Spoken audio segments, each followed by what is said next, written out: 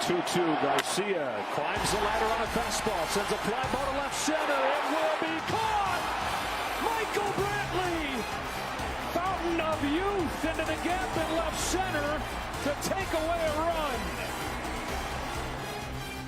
What is up, everybody? Welcome into Flippin Bats. Game 3 is in the books. Alex and I are down on the field where the Astros just wrapped up really a must-win game, taking their first win of the series, winning 8-5. I am joined, as always, by Alex Curry. Alex, it's been a fun road trip up here. It's been a great day here today. The crowd was wild. This was an impressively loud stadium. Also, I don't know if you just saw, but I almost fell off my box. I did not see that. As the show was opening. So that would have been a great start to everything. But it was hard to even kind of hear yourself when we were talking in the pregame show. This place gets wild. Yeah. It lived up to all the expectations. Once you're inside, it really, truly is a magical place. But this was the Rangers' first loss this postseason. Yeah. That was a huge one. That was their first loss all postseason, had won 7 in a row coming into this. Like you said, I thought the crowd was awesome here tonight. I didn't know what to expect. Let me paint you a picture. Okay. You come up out of the middle of nowhere, you look up, and there's just this giant tin warehouse. And you think, wow, that's the baseball stadium. Well, 3 of them, because it's right next to the old one, and then you have Jerry's World right behind it. And then, yes, the football stadium. But this one in particular just looks like a giant tin warehouse. And then you get inside, and it's incredible. Yeah. I love it in here. This place is awesome. It's unlike any baseball stadium I've been in. It is very unique. It does get very loud. If you're watching, you can see the outside of the stadium now.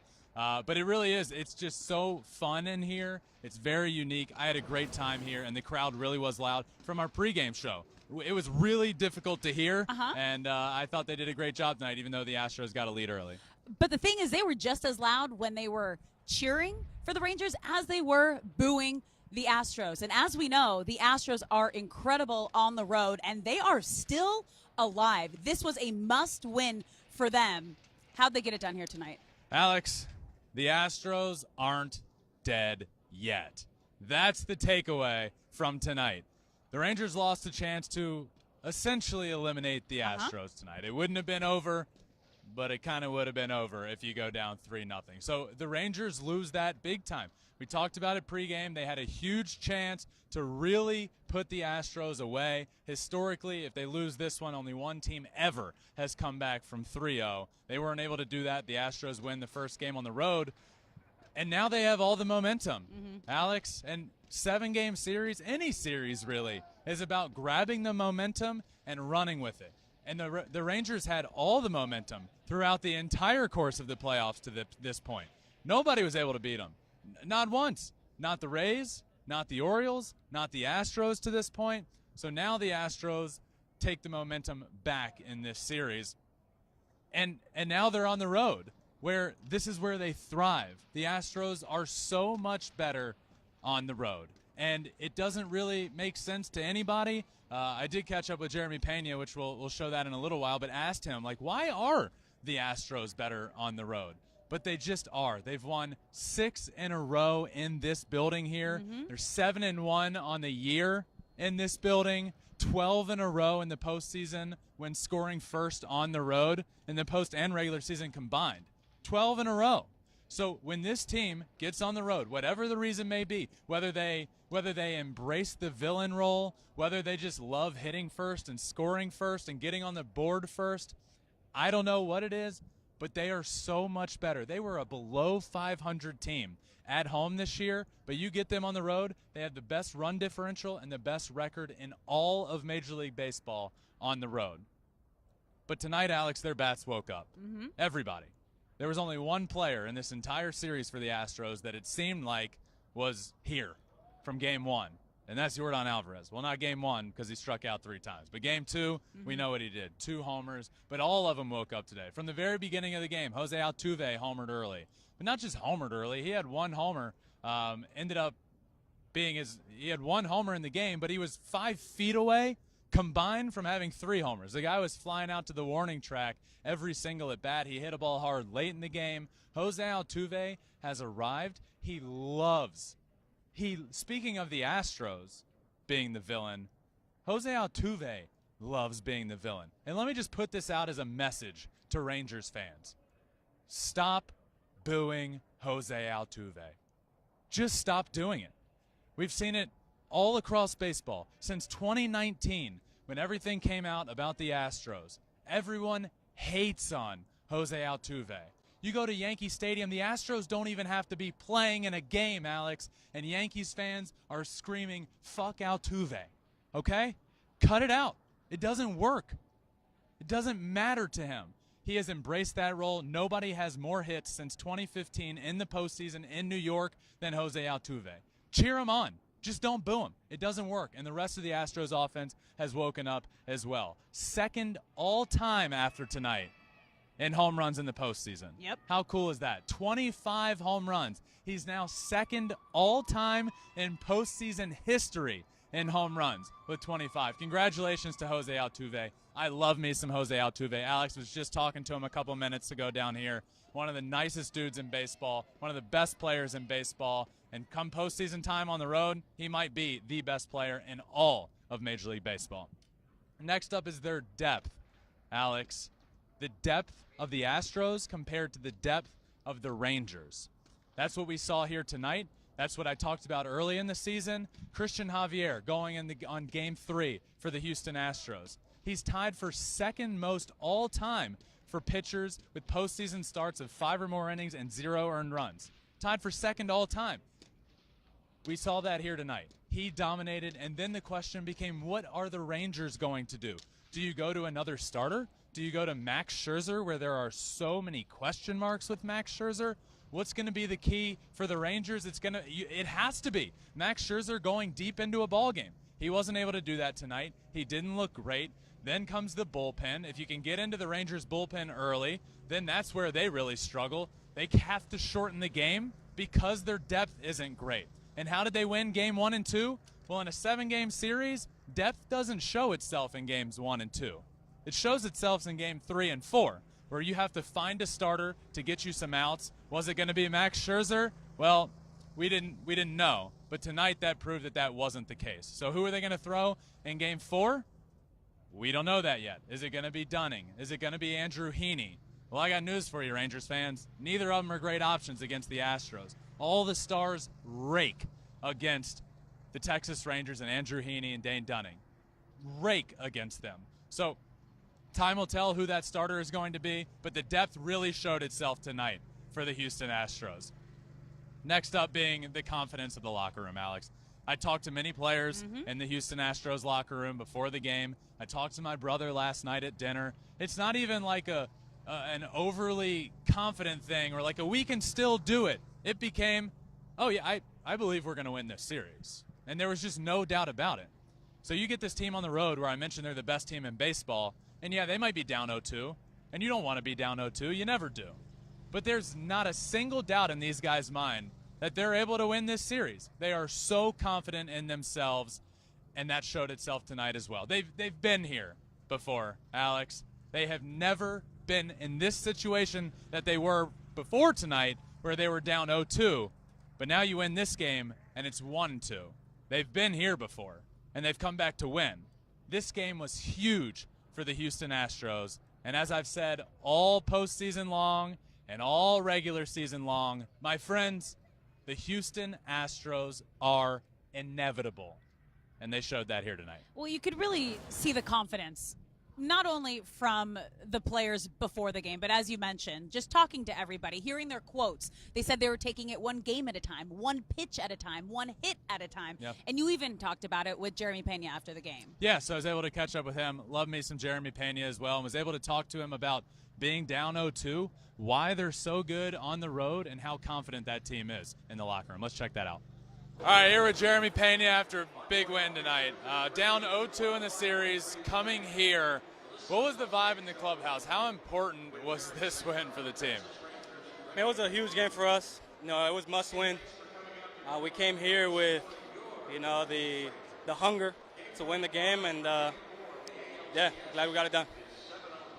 I don't get it. I don't know if you get it. Why are the Houston Astros so good on the road? I feel like it doesn't matter the environment. We just play for each other. We've done it all year. We've done it previous years. It's just about put together good at-bats, passing it out to the next guy, and it doesn't matter where we're playing. Coming into tonight, again, down 0-2. Now it's a 1-2 series. How confident is this team? Though down one game, you got 2 more on the road, potentially 2 more at home. How confident is that Houston Astros locker room right now? We're feeling good. We're feeling good. We're still confident. I know tomorrow's going to be a battle. Get some rest, and let's do it again tomorrow. Congrats, buddy. Thank you. Appreciate it. Now, obviously, the offense was extremely confident putting up 8 runs here tonight against the Rangers. But the Rangers also made a pretty strong call starting Max Scherzer tonight, right? We didn't know how long he was going to last, what he was going to look like. Didn't last more than 4 full innings, but the damage was done. He gave up 5 hits, 5 runs. How do you see the Rangers using Scherzer now moving forward? Look, was it the right call to start Max? I think the answer there is yes, Alex. I don't think that was I think he needed to start tonight. Mm-hmm. How do I see him being used throughout the course of the rest of this series?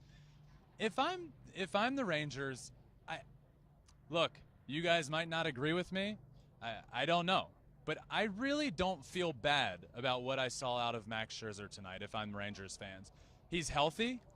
I saw the velocity in the first inning. It was there. He was getting some swings and misses early on his off-speed stuff that I really like to see. Had some guys off balance at times. You look up, and it's not the result you wanted, right? You have a wild pitch earlier in the game. A run scores. Maldonado gets a hit to the left side. Next thing you know, you look up, and it's a 3-0 ball game.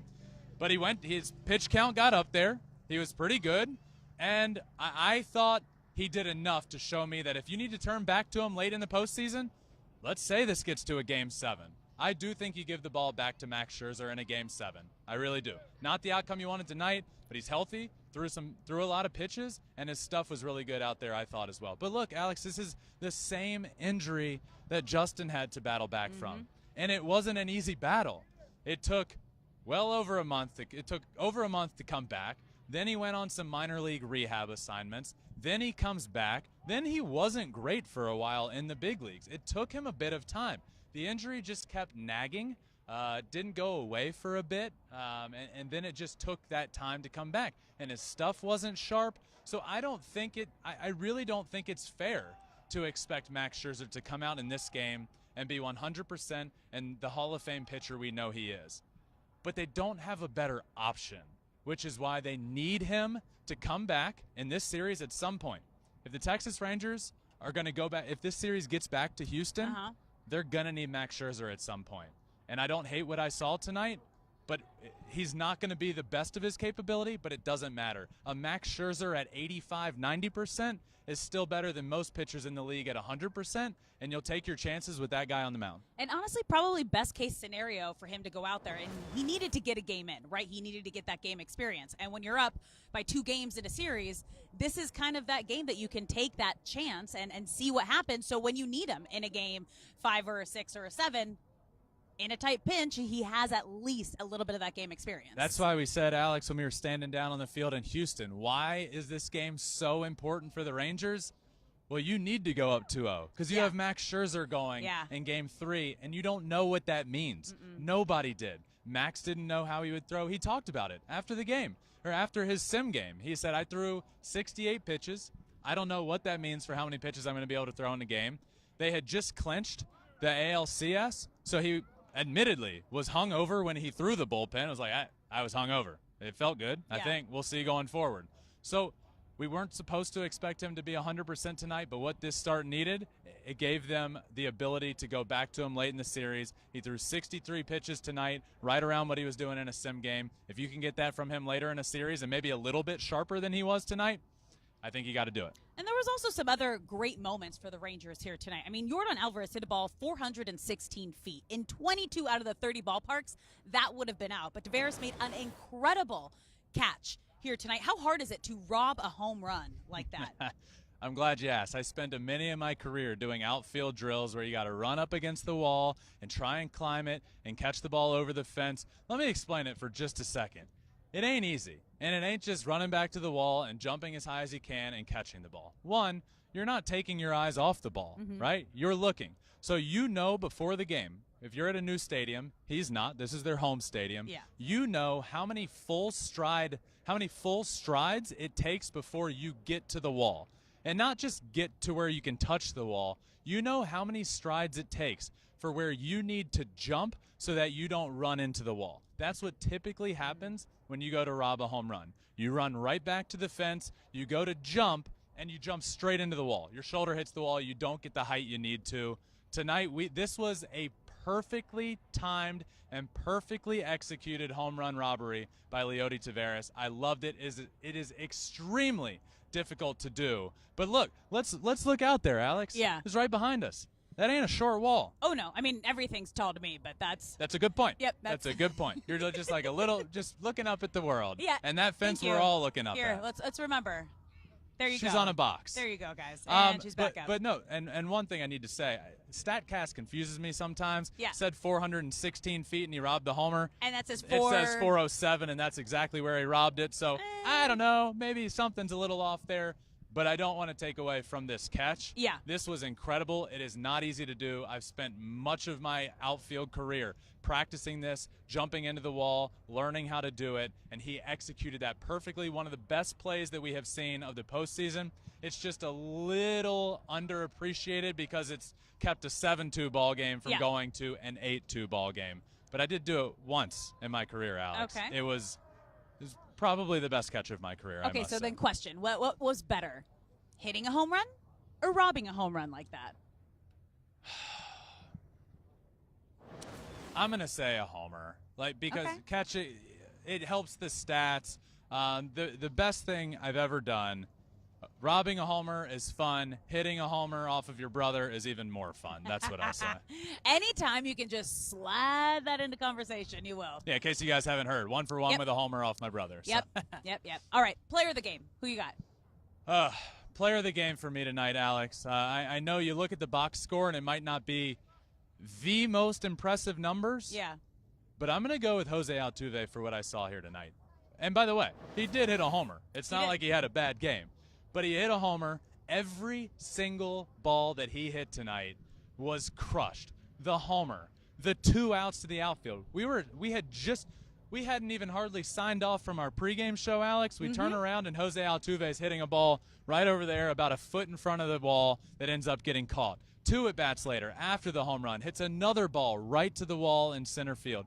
Crushes a single later in the game. And then his only other out was a hard hit ball to Corey Seager where he made a great throw on it and threw him out at third base. Jose Altuve is the spark plug of this offense.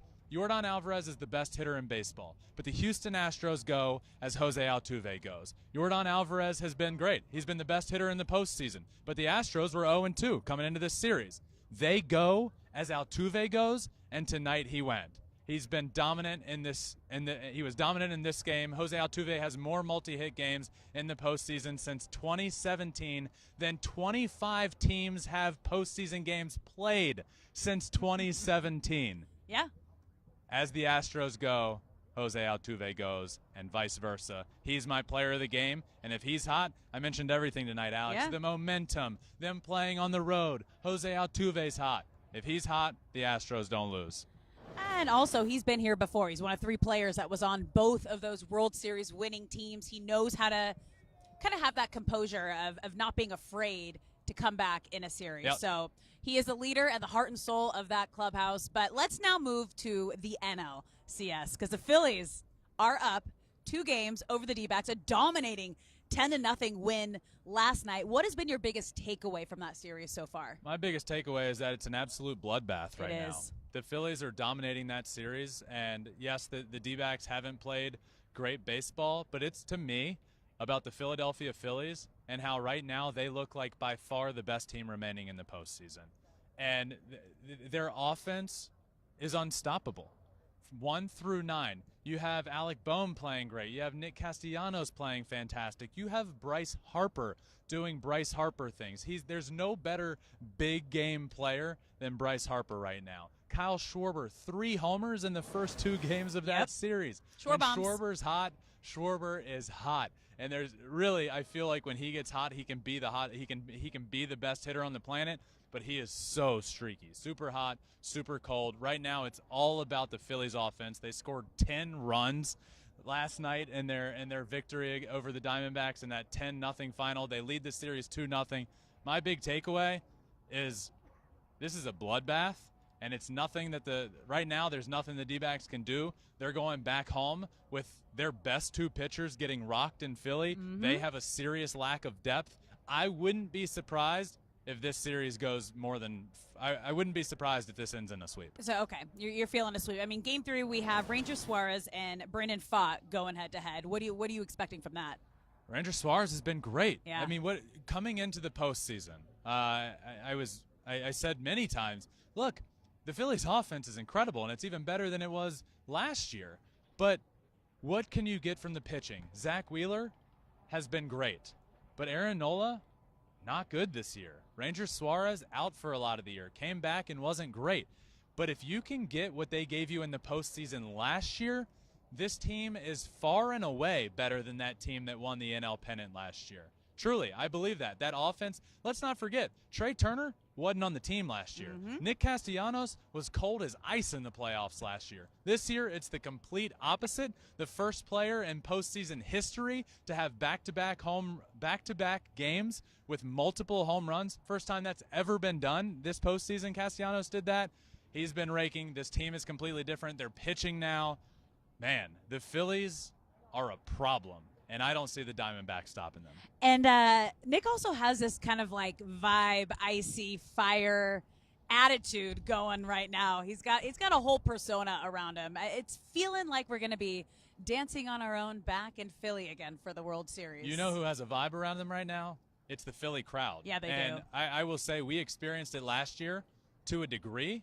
It has looked to me like the stadium this year is even louder. It is. And actually, Alex, before we came out on the field, right before the game ended, was down in the tunnel, was talking to somebody that came from Philly last night and said it doesn't even compare to last year. The World Series last year. It is so much louder in Philly right now than it even was in the World Series, and it truly does seem that way. Yeah. So, look, I'm not going to say we're going to Philly. I would bet on us going to Philly. That's what it feels like is going to happen. And that place right now is louder than anything I have ever seen, and that crowd has been phenomenal. Are you betting on us doing another road trip back to Houston?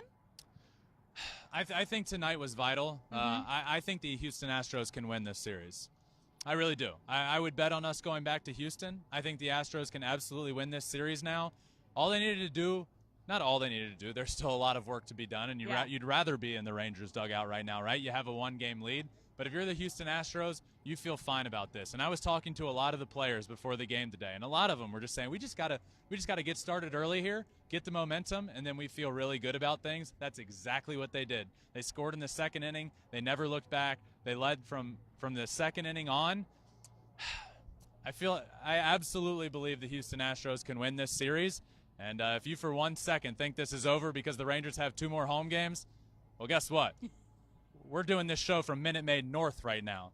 That's what the Houston Astros fans call this place because they dominate games here. That's what they believe, and the Houston Astros feel right at home here. So we'll see what happens in the next 2 games. I think tomorrow's going to be a big one for both of them. If Rangers can go up 3-1 or if the Astros tie this series up, it's 2 completely different vibes for both teams. I think whoever kind of gets tomorrow's game has the upper hand on this series. I agree. But, Alex, if it does end up going back to Houston, you best believe we are going to have another great road trip It took us on 8 our hours hands. to drive 3.5 hours up It was here. a 3.5-hour trip, and it took us 8 hours. Why? Because we stopped at a statue on the side of the road. We went to the Texas Penitentiary. That was crazy. We went to a Buc-ee's. We First went time? to a Whataburger. First time? A lot of first-time stuff here. Well, for you. Yeah. Yes. First time for Alex. Whataburger, clearly better than In-N-Out. Nope. In-N-Out is 100% 20 a million times better than Whataburger. I'll give it you for your sauces. Sauces 10 out of 10. Those were fire. 20 million. 20 okay. million. It really was. It was a great road trip. We had a lot of fun doing it. What turned into what was a 3.5-hour trip turned into a really fun 8 longer hours. day, shooting a bunch of stuff. So if we end up going back, we'll spend another couple hours in Buc-ee's. How's that sound? Okay. Deal? That was fun. I'll go try all the brisket and the fudge and the jerky and the nuts again. Get a whole lunch while we're at it. Well, that does it for us here tonight down in the field. Houston Astros taking a huge one, a must-win game for the Houston Astros in Game 3. We now have a 2-1 series. The night game tomorrow night here in Dallas or in Arlington. I keep saying Dallas. Well, because we're staying in Dallas. We're staying in Dallas. That's why. But That's we're okay. in That's Arlington. fair. But this one was a lot of fun tonight. We will be back tomorrow. Make sure you're subscribed wherever you listen to your podcast, Apple, Spotify, wherever. We're also on all social media, including YouTube, where you can watch every single thing we do at Flippin Bats Pod for all of them, and streaming live on TikTok. But for tonight, that does it. Remember, everyone, the Houston Astros are inevitable. See you tomorrow.